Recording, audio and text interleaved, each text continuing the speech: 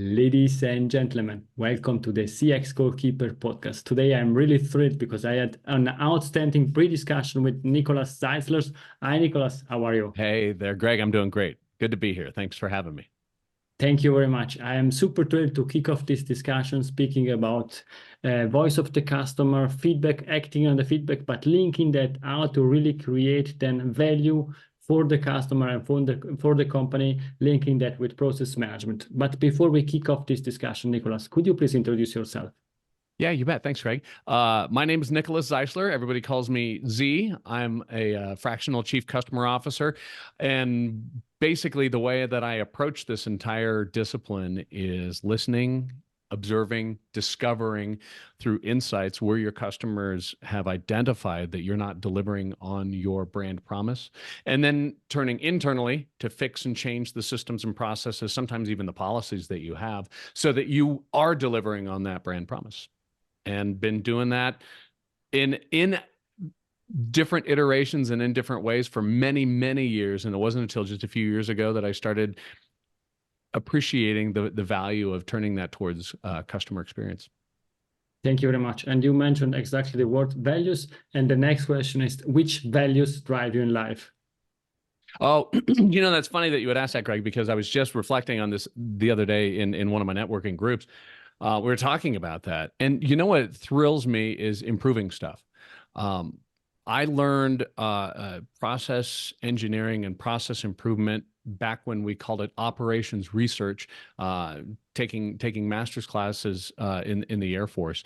And it wasn't until I got into the corporate world that I discovered there's this thing called Lean and Six Sigma and BPI and continuous process improvement and process engineering in general. And so I've always had this thrill for improving and fixing and making things better. It's funny because part of it comes from just a general laziness. Why is this so complicated? I don't want to have to take so much time to do this. Why don't we streamline this process and make it better and easier? And there is a business argument for doing that. And then as we'd alluded here just a minute ago, there are applications for these sorts of things, improving things that will not just drive really good cost savings and resource savings, but drive customer loyalty and drive customer purchase and repurchase and recommending and all these things that we try to do. That's really at the heart of it, is making improvements. That's what's going to drive better customer interactions and better customer experiences. Thank you very much. And it's clear you already kick off the discussion. Therefore, let's start the game. You has a lot of experience in a lot of different industries in different roles. What CX principle do you find most critical nowadays? It's absolutely got to do with taking action. There are a lot of people who get caught up in the concepts of voice of the customer and surveys and arguing about whether this or that survey. And I get all sorts of questions about how do you improve survey response rates and all these things. It's like, that's great. And it's important to be curious, and it's important to want to dig in and find out what your customers are saying and what their experiences are. I'm a huge advocate of that. But I gotta tell you, if at the heart of all of that curiosity, if at the heart of all that analysis and all of that investigation isn't that you intend with what you've learned to act and change and improve how you do business, then all of it is a complete waste of time, waste of energy. In fact, in a certain way, Greg, you'd appreciate it's almost insulting to your customers. You'd ask them, hey, what do you think? How did it go last time? Would you recommend us to your neighbors and so forth? And they give you, they take a minute and respond to your survey or answer your interview questions or participate in some way in your VOC program. And you go, okay, great, thanks. You have helped me put a dot on a chart for my CEO who wants to know what our NPS is. But what I don't care about is to improve anything about what I'm doing so that the next time, hopefully you come back, it's a better experience. You've wasted a lot of people's energy if you're not going to take action. And what you're saying is extremely real, because I was discussing with the company a few days ago, and they told me, we are doing our NPS survey, we are getting the data, but we are not acting on that. And then I asked why, And they said, yeah, we start getting the data and perhaps in future we can work with it. And exactly what you're saying, why are we asking for feedback? And Yep. if we don't want that, and if we don't need that, and we don't act on that. Yeah, absolutely. It's really a waste of your energy. And I know there are plenty of big companies out there who charge and therefore make a lot of money to help run your survey system. And I have a lot of friends that work there, so I don't have a big problem with that. But you're spending a lot of money. You're wasting a lot of money. We talk about what got me into this in the first place was process improvement and process engineering. The traditional purpose of doing that is to save resources. If you think about lean, you're trying to eliminate waste and eliminate unnecessarily wasted resources. If you're talking about Six Sigma, you're talking about finding or driving reliability so that you have fewer defects and fewer things that fall outside of the range of acceptability. All of that is geared towards saving resources.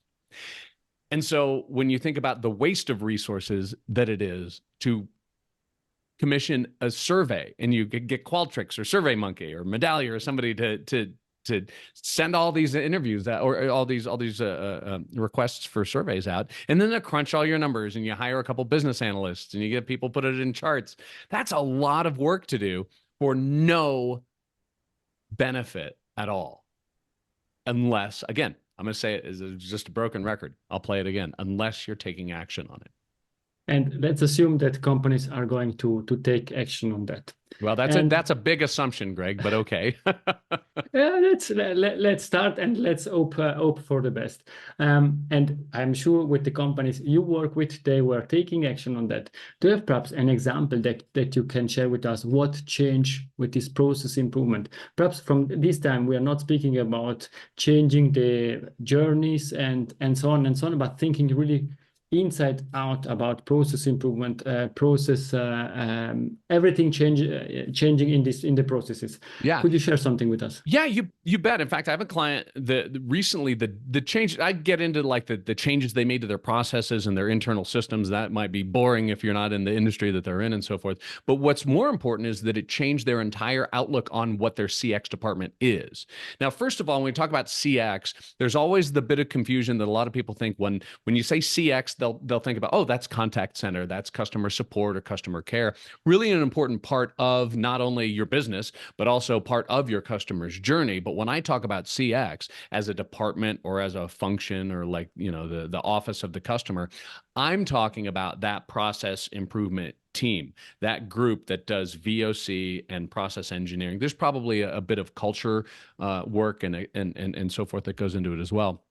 But so this organization had a CX team, and it was basically formed mostly just around that VOC process. I'm like, okay, that's great, but what are we doing with it? And so that was the challenge to their head of CX. Okay, what are you doing with it? And what we need to do is change the perspective from this is a reporting and analysis group, right, into this is a change and improvement management organization. And the thing about it is that what they used to do in the VOC work, Greg, changed tremendously when they started reflecting on, oh, wait, we need to start creating actionable insights rather than just, like I said, another dot on a chart for where our NPS or our CSAT is this month.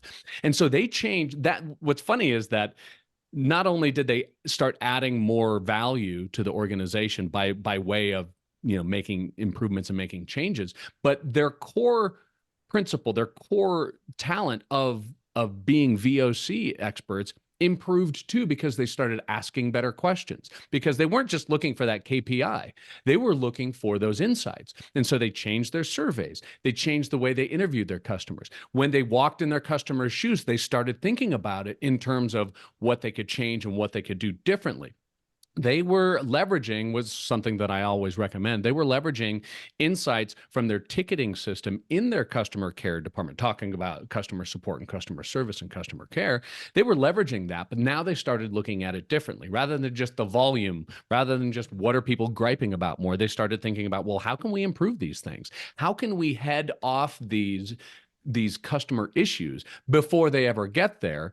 And that takes that internal, approach. And that also changed the way they listened and the insights that they sought. And so even a company, even an organization that used to think that VOC is basically what CX is all about, beginning, middle, and end, and that's it. When they started recognizing that you can do more with it, it can be more impactful, that changed that VOC part of it in the first place, because you wanted better information in if you were going to take action on it. What you are saying is one dot on a chart doesn't really change the customer experience, doesn't improve the processes, and I think that's. Yeah, it doesn't tell you anything. There's that joke, and actually, I was on a webinar the other day, and I was mentioning about how, there's that old saying that says, "What gets measured gets managed." You know that saying? And I was like, okay, well, here's your NPS. And again, like I said, I could crap all over NPS, Greg. I could do it all day long, but it's the same thing with CSAT. It's the same thing with any top level KPI. But the point is, how do you manage NPS? If I tell you that last month your NPS was 65, which is like, that's pretty good. It's like this month your CPA or your KPI, your NPS, and with all the numbers and all the letters, it went up 3 points. You're like, that's great. So did you do anything to make that happen? I don't know. I think we might have. Sure, I hope so. Or was it just a different collection of customers who answered the survey that time? However, if I tell you that your customers have identified last quarter, they identified 6 main areas that were dissatisfying them. There you go. You can even still use NPS and still use that, the terminology. And what you did was the 2 most frequent occurring issues that they had, you actually addressed both of those. And now your customers are telling you, well, every once in a while that still happens, but not nearly as bad as before, not nearly as frequently as before.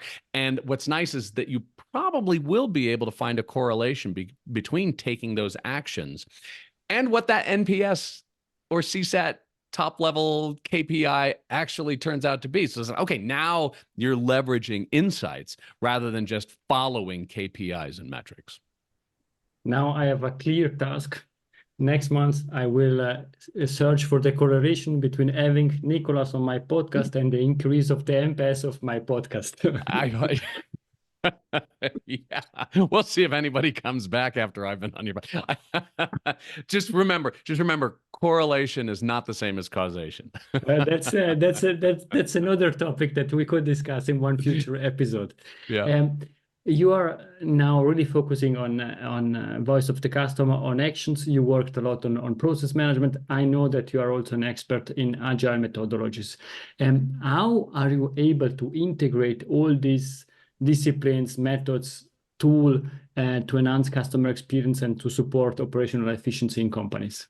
Yeah, this is a challenging question, Greg, but I will say that one of the things that I reflect on in all my training, and I'm a Lean Six Sigma black belt. I'm a certified Scrum Master, and I've gone through all this training and had experience with all these gurus and these brilliant practitioners and all these different disciplines.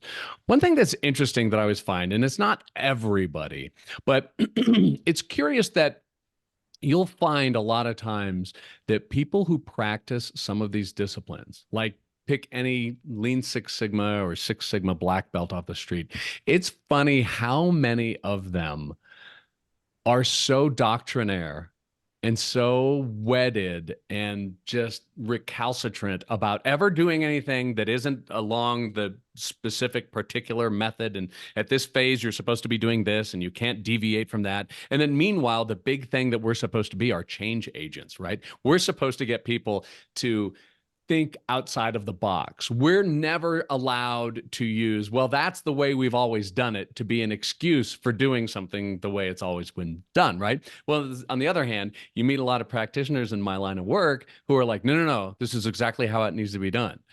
But if you are, and I like to flatter myself that this next is an example of me, if you're curious, if you enjoy analogizing and thinking, this is interesting how this was done over here. I wonder if I could do something similar to that over here, right? If you find yourself telling stories about, this is very similar to something I observed in an earlier part of my career, or when I worked with a different client, or when I did something else, you start to see how like there's really nothing new under the sun, and it's all about perspective.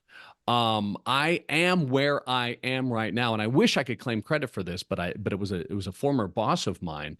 In fact, it was someone who was recruiting me to come work for him to be his head of CX, who said, Z, we love process improvement, and we know you're an expert in it. What we want is to take that skill set and that talent and that toolbox, and we want to put it towards this other use. And I thought, that's fantastic. I mean, I'd never even thought of that. And that's why before you hit record, we were joking earlier that how revolutionary it seems for some people to think, oh, well, you're taking action on your VOC data. Like, well, what were you doing with it before? And it's easy for me to say because I never did CX, other than I was brought into it from the process engineering world as it is anyway. And so if you're the sort of person that, like I say, likes to analogize or likes to think about, oh, this is interesting. I wonder if has a different application. I wonder if I could try this. If I twist it a little bit differently, can I use it over here? And it's kind of tinkering philosophically almost, and you'd be surprised how many different ways that you can apply different things. It's why one of the things that I argue a lot is that it's important, if you're going to engage in CX, to consider, at least to the degree to which you're comfortable, other industries, right? The example that I give is that if you run a hospital or a healthcare system or network or something like that, and you're looking for a new chief of surgeon or chief of surgery, you want a surgeon, right? Because you don't want to just talk, oh, well, this person was a chef. Let's see if he's any good at surgery. You don't want that. You want somebody who's got that background. But if you're looking for a patient advocate or a head of patient, experience, try somebody maybe from the hospitality industry or something like that. Get someone who can bring in a different perspective. And when they say something like, well, why do we do it this way? Why do our customers have to do it like this, right? Why do they have to experience this? Instead of people saying, well, let me tell you why they have to do it. It's like, no, I didn't mean that literally. What I mean is they shouldn't have to like fill this form out 5 different times or whatever. And so they can bring in that different perspective. Now, obviously, they're not just going to knock down all the walls and rebuild it from scratch, but it's that curiosity. It's almost that, calling out the emperor's new clothes that's valuable in bringing somebody in with that different perspective. And that's been like the story of my entire career. There's no way I could have predicted being where I am now. But this is extremely interesting because I always see the big opportunity of success when we have big projects, big initiatives starting, if you put together all these different disciplines. It's not only the project manager managing and writing down requirements, but you start putting them, somebody that understands processes, somebody that understands customers, somebody that understands agility and all these methodologies. And they need to start work together and speak the same language. At the beginning, it's extremely difficult. Therefore, this change agent that you mentioned is also extremely important, but they bring really the best of their way of thinking together, diversity, if we let me define like that, and then bring great ideas to the table to start kick off the project and make the project a success. And this is something I really like, and every time that we do that, it works. Yeah, I think there's a couple a couple really cool aspects of agile project management lends itself to CX. One of them being the focus on the user, focus on the customer, and everything is about, well, what sort of utility can they get out of it? What's the problem that they're trying to solve? What are they trying to accomplish? Rather than, hey, here's this cool thing I built, and I think it might be fun, and I think it might be really neat, and I think there might be utility to it. It's like, no. What is the user trying to get done? What is the job to be done? I mean, that matches right up with CX. And then the other part of it is that incremental improvements. It's that MVP, the minimum viable product. It's let's just get something improved, and that actually lends itself a lot of times to the concept of, say, a quick win within the process engineering world too. I was just actually talking to somebody this morning, in fact, a client, about this. Said, we want to knock all these big things out of the park, and we want to talk about, what our strategic plan is, what's our roadmap for all these big projects. And that's so important to do from that strategic perspective. And you know that as well, Greg. But it's also nice to just say, hey, here's a proof of concept. We had this very small team. There were 2 or 3 people just worked on this little thing, and they tweaked and fixed this one thing that our customers were saying was bothering them.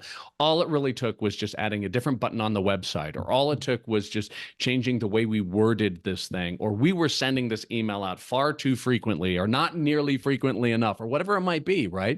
And it's like, it didn't take, moving the sun and the moon to have this sort of impact.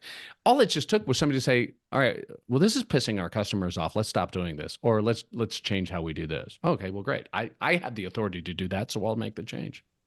And I love that, because this opportunity to make change, to drive change, and to drive these small changes, it's extremely important, because nowadays every company wants to do the big project, the big initiatives, big transformation, and it takes years and years and years.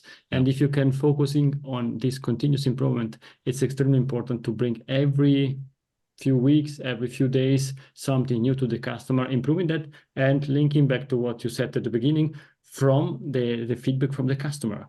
Absolutely. That's such a great point about that too, Greg, is that you're always getting that feedback. And that great loop and the cycle of, we heard you, and so there's this, and you wrap that into things like communication back to your customer. Thanks so much for your recommendations. Here's what we've done. I'll tell you, and I alluded to this before too. I get questions about how do we improve our survey response rate? How do we get more people? So, well, demonstrate that you actually do something with it probably makes a huge difference, right? And if you started your again, Medallia or Qualtrics or SurveyMonkey, right? If you started the invitation email that you send out for a survey with, hey, last year, our customers told us this, and so we did this. Please help us continue to improve your experience with our brand by giving us further feedback. What more would you like to see improved as well?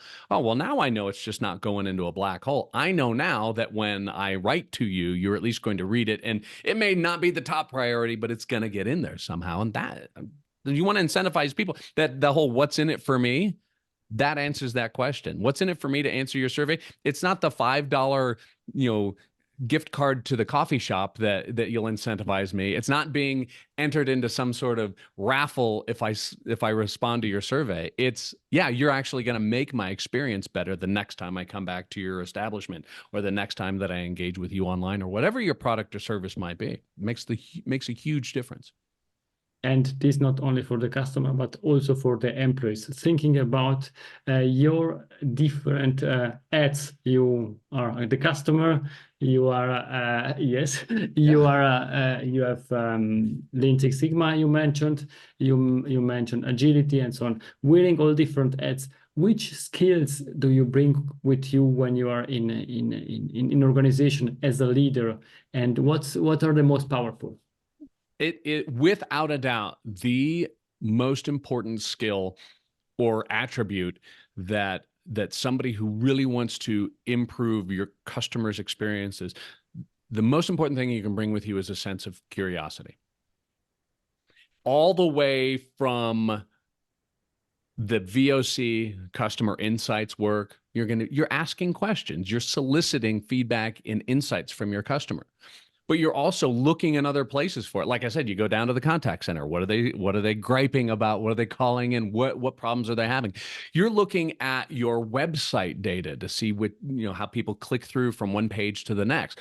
What's confused? What might be causing people to not continue or not finish with this, or abandon and so forth? You're constantly curiously looking for insights.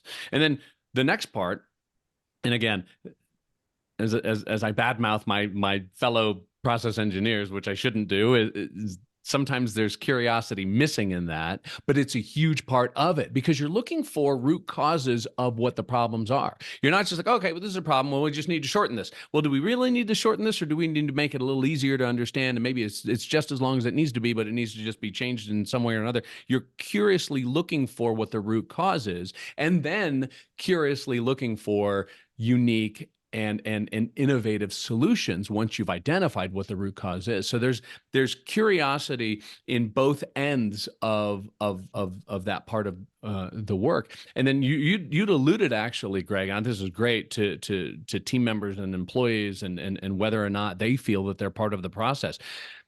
Some of the best sources of insights come from your team members, and not just like go down to the ticketing system and pull a report out.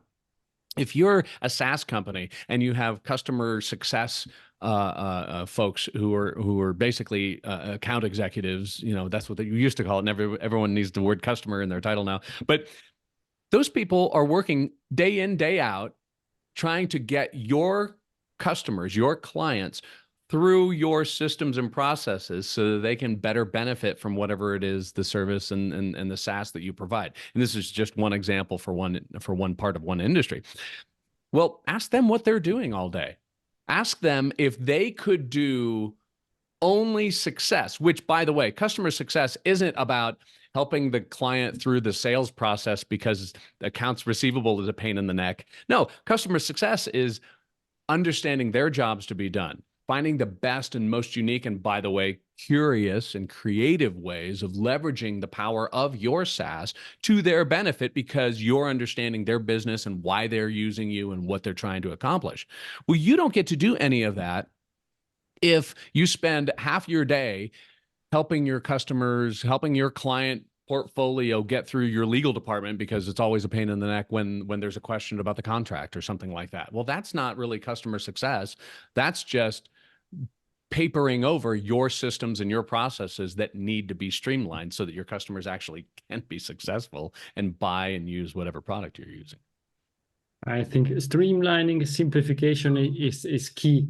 I'm sorry, but we are coming to an end of this game. But in the extra time, I still have 3 questions for you. Fast forward 10 years from now, what topic are we discussing on the CX Goalkeeper podcast? Well, I'll come back and talk about how great retirement is. What we're, I think what we're talking about is how CX as a discipline has kind of revolutionized the way that brands interact with their customers and approach their customers. It's always evolving and always changing, and it happens differently in different industries as it is anyway. But I think rather than just, hey, well, we sent out a survey and here's what the number is, which used to be just marketing would do that for you, and there you go. Now it's kind of evolving into, oh, there's a lot of analysis and there's a lot of digging in, but it's going to have more purpose. That we're going to look back now and we're going to think, wow, I can't believe that we used to just send out surveys and that was the end of it all. And it's going to feel like a completely different wilderness when that used to happen way back in the beginning of the 21st century. Thank you, Nicholas. And what's the best way to contact you? I am on LinkedIn. You can try to spell my last name. It's Zeisler. I'm the only Nicholas Zeisler out there, I think. And I've got links on there to my website as well, where I write articles every couple of weeks usually. I've got a book out there. There's all sorts of stuff you can find. And to the audience, you will find all these details in the show notes. But perhaps could you spend 2 or 3 sentences on your book? Yeah. I wrote it as kind of it's part manifesto, part cookbook. Actually, is kind of how I described it at the time. I wanted to find a way to just kind of describe what my framework was. And of course, you and I talked about 2 huge parts of it. It's the voice of the customer insights part, and then there's the process engineering. There's a third leg to the stool, if I could Mackenzie it out a little bit or Bain it out, since we're talking about NPS. And that's also about driving a CX culture within your organization. And so those parts of it, and it basically lines out how to build and how to create a function within your organization that is responsible for that end-to-end CX work that needs to be done for every brand. Thank you. And I think we can find your book in Amazon, correct? Amazon and Barnes & Noble as well, yeah. Perfect. Then for the audience, you will find all this link also in the show notes. And now we are coming to the last question. Is Nicholas golden nugget? It's something we discussed or something new to leave to the audience? It's funny, Greg, it goes back to some of the first times that I ever spoke to anybody about CX. And if I could leave like one sticky note on everybody's computer that says, here's what CX is and here's how you do it, it would be do something. Do something with the insights that you are gathering from your customers. Otherwise, it's a complete waste of your energy. Thank you very much, Nicholas, for your time. Please stay with me. To the audience, it's everything for today. I hope you enjoyed this discussion as much as I did. Thank you very much, Nicholas. Bye-bye. Bye. Thanks so much, Greg. If you enjoyed this episode, please share the word of mouth. Subscribe it, share it. Until the next episode, please don't forget, we are not in a B2B or B2C business, we are in a human-to-human environment. Thank you!